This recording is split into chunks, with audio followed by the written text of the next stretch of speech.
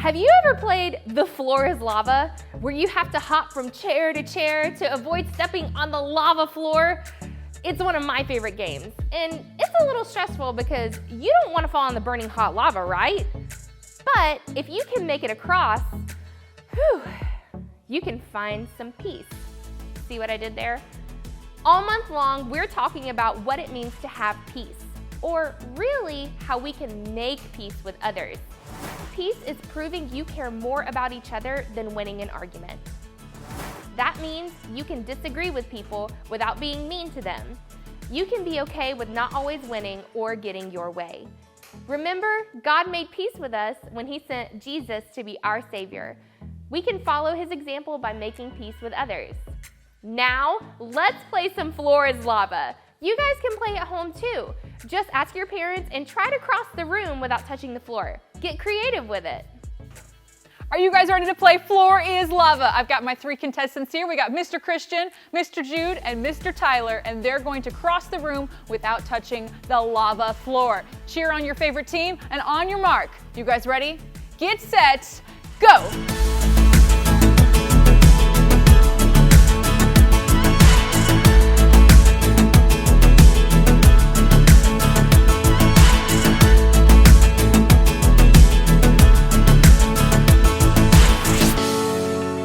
That was so much fun, but the fun doesn't stop here. Let's all stand to our feet and worship.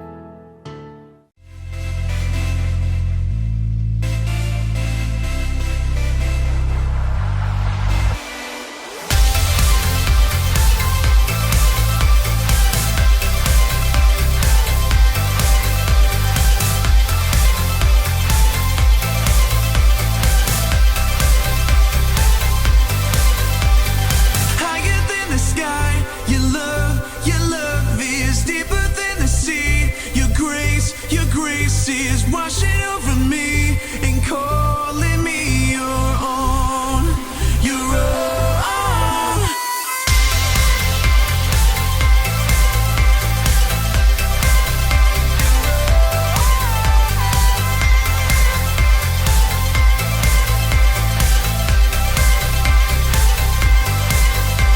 Your light is burning through the shadows. I see the truth. There is nothing to fear. Your word, your way, your promise everlasting. Over and over, I see your hand. Higher than the sky, your love is deeper than the sea. Your grace is washing over me and calling me your own, your own. Your name, a tower in the battle.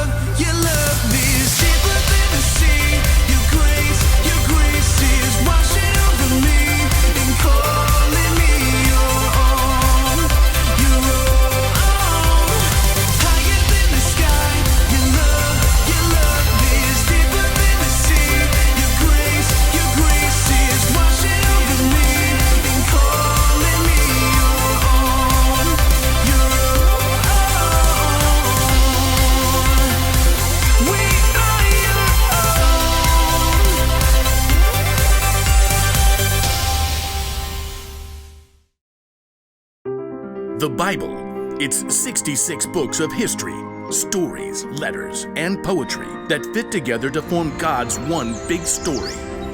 The epic adventure of how He created us and loves us so much that He made a way to rescue us.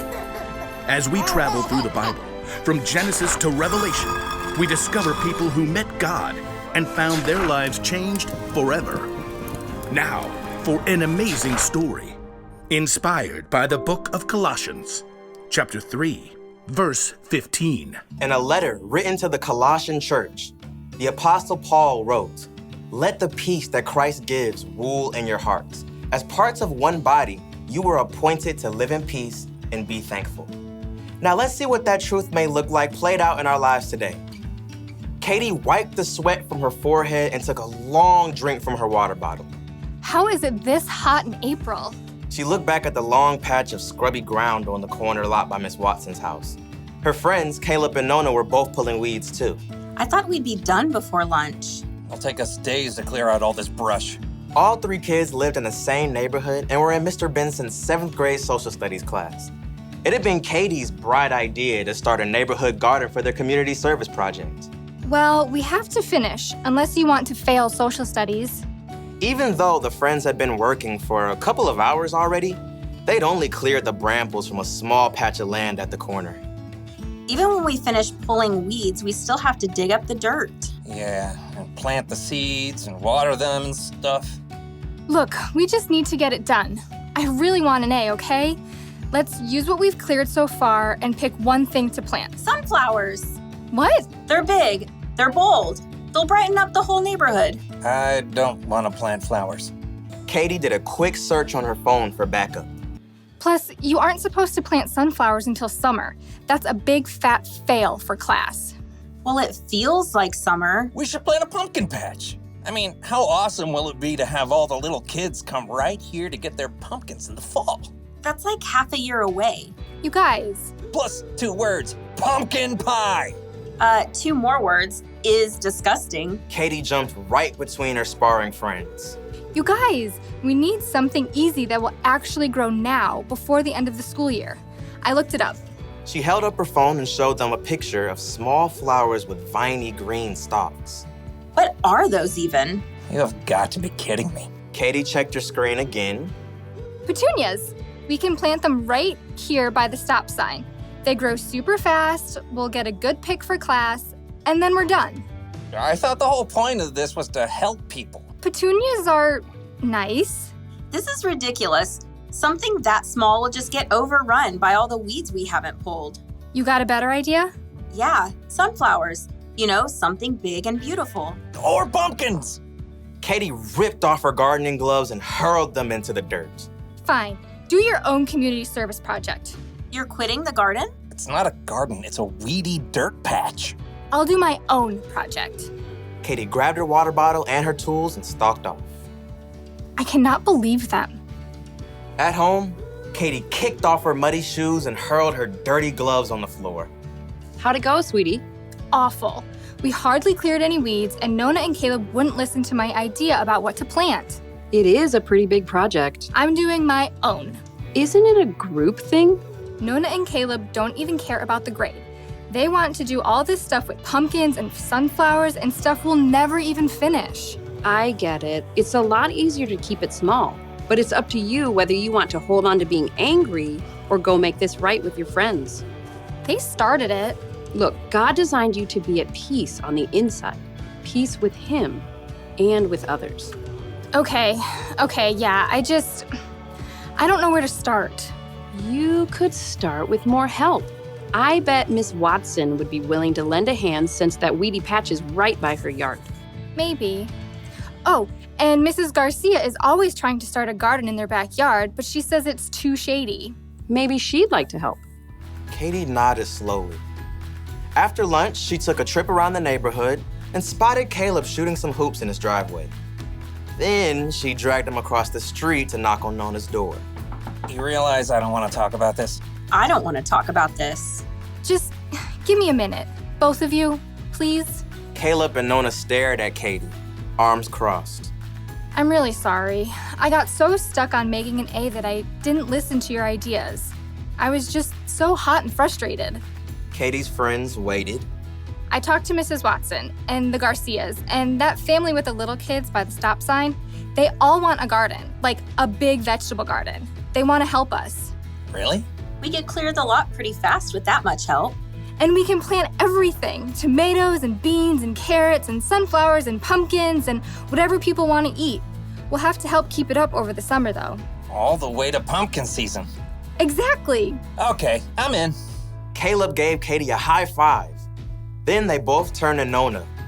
She hesitated. Okay, sure. But you're not gonna get me to eat pumpkin pie, because sweet potato is way better. Deal. The Garcias can help out tomorrow afternoon, so we can get back to it then. Katie headed home, relieved that she was on good terms with her friends again and at peace on the inside. She was living out the truth of Paul's words. Let the peace that Christ gives rule in your hearts. As parts of one body, you were appointed to live in peace and be thankful.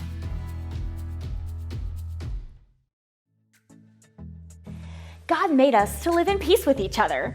And let's be real, that is not always easy. There are times when we get upset or angry. There are times when the people around us aren't super nice to us. On our own, it would be tough for us to live in peace with each other. But we're not on our own. We have a relationship with Jesus, and that is what gives us true peace. It makes us want to make peace with others because we remember how Jesus made peace with us. Today, we want you to remember we can make peace with others. Think about it for a minute. Who do you need to make peace with?